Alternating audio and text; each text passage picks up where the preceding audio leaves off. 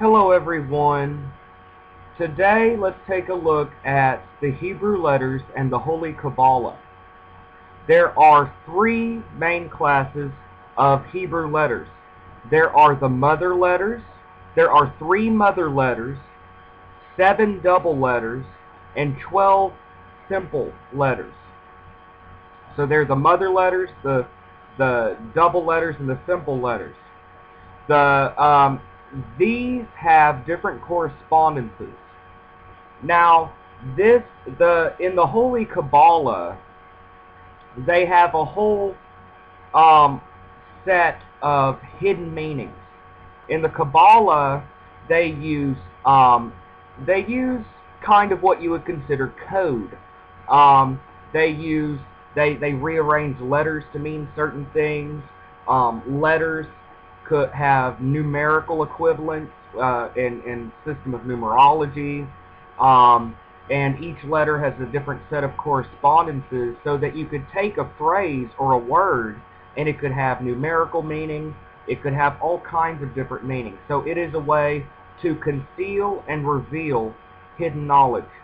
And Kabbalists mostly use these systems to understand the Bible. But occultists have latched onto the Qabalah because it has a whole system, an entire system of coding and of concealing and revealing by rearranging letters, numerical values, and things like that. So that modern occultists have latched onto the Qabalah because of its system of correspondences, that you could conceal and reveal hidden meaning. Now, as I said, there are three mother letters. These are Aleph, Mem, and Shin. These represent air, fire, and water. Now, these aren't exactly just the elements. They represent opposites and the reconciliation of opposing forces. So that Mem represents water, the passive, female, receptive principle. Whereas Shin, or fire, represents active, projective, masculine. These are the two opposites of creation, destruction, light and dark, night and day, hot and cold, contraction and expansion, Yakin and Boaz, which are the two pillars on King Solomon's porch and the twin pillars of Freemasonry. You have the two opposing forces. Aleph, air, is the reconciler of opposites. Aleph is the reconciler of opposites. Together these can make a triangle, because in sacred geometry, 3 makes a triangle. And you have, in occult lore, you have the law of the triangle, which is that from 2 comes a third.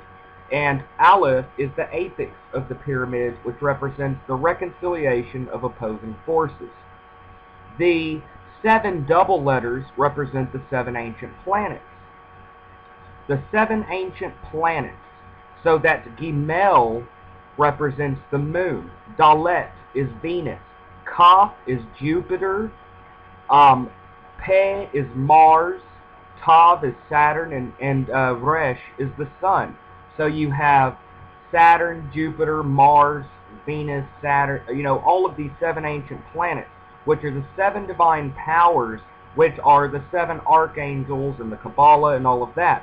So you have 3 elemental letters and 7 planetary, and in addition you have the zodiac signs.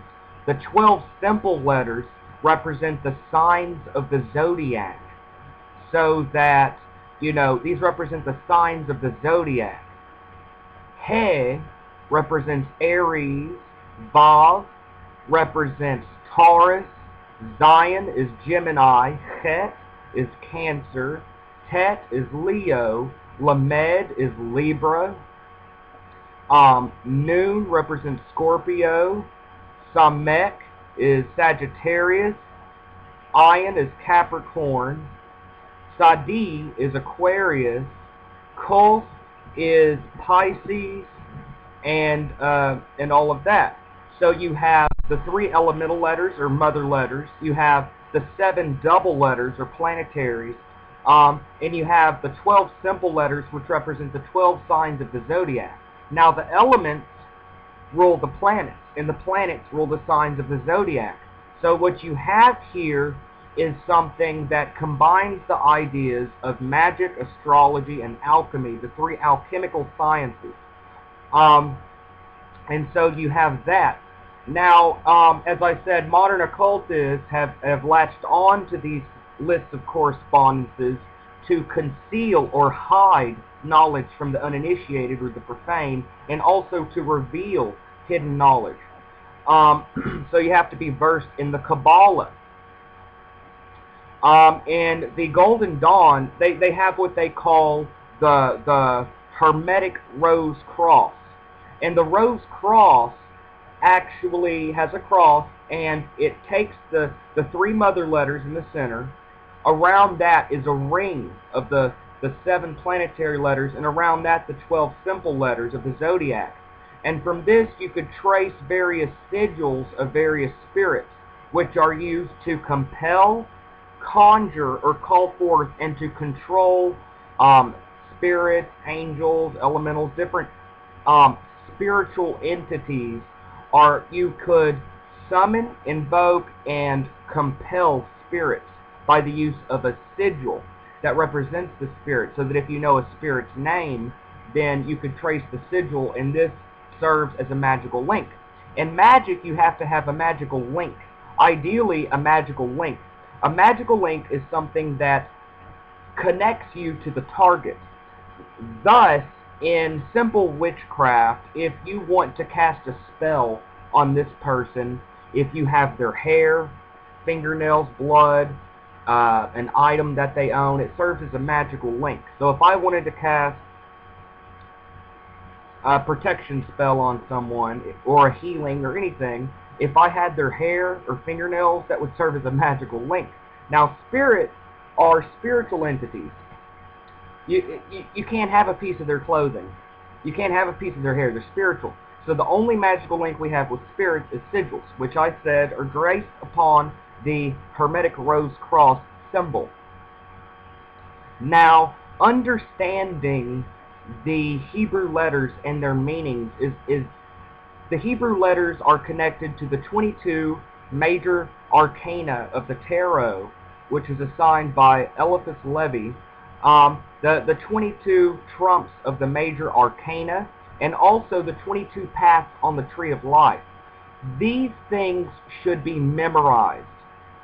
These things, if you want to understand occult knowledge, if you want to understand the Qabalah, it is very important that these be memorized.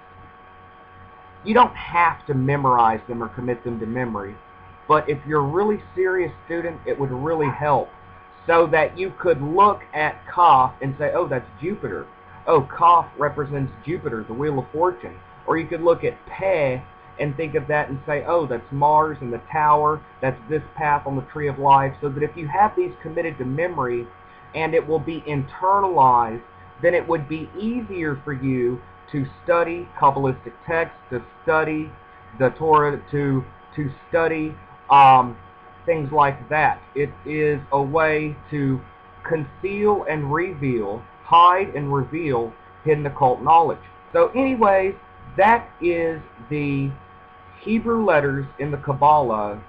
That is the mother letters, the double letters, and the simple letters, which correspond to the three elements which are opposites in a reconciler, the 7 divine powers in nature, and the 12 zodiac signs or constellations.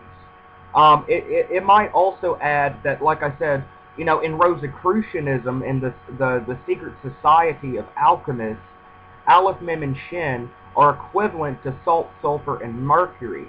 And the 7 ancient planets, or those Hebrew letters, in alchemy and the secret society of the Rosicrucians, would represent the 7 planetary metals of tin, iron, gold, silver, quicksilver, so that Pe represents Mars, represents the planet, the metal of iron. And so these have been used in alchemy, they've been used in Rosicrucianism, various secret societies have latched onto these ideas so that they could seal hidden knowledge and reveal it to the initiates.